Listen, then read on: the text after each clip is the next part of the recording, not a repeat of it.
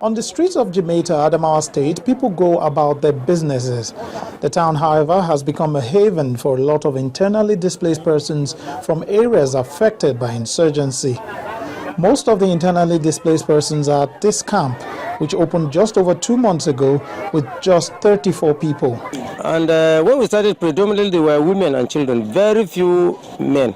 But up to this stage, I'm talking to you, IDP number is always fluid. At the close of yesterday, we had over 5,075 IDPs.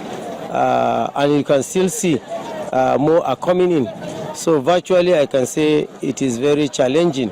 Now, we understand that outside the support coming from the federal government and the state government and some other agencies, individuals have also come here to try and lend their support to the upkeep and, taking care of these IDPs. I've heard of people coming with 7 loaves of bread, an outpour of support for their fellow brothers and sisters.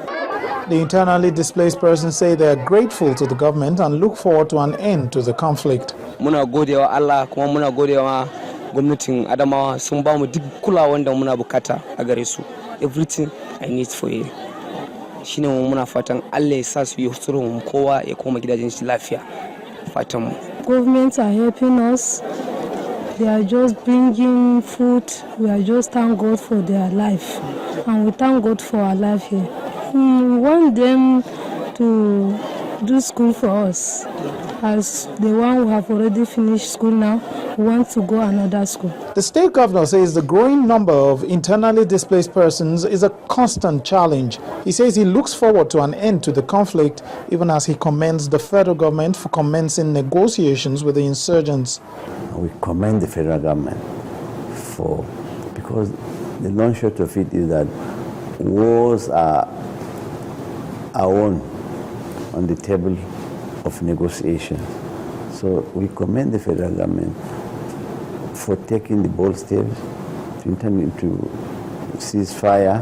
Reacting to reports of continued attacks despite the ceasefire, he said Nigerians should give the peace talk a chance.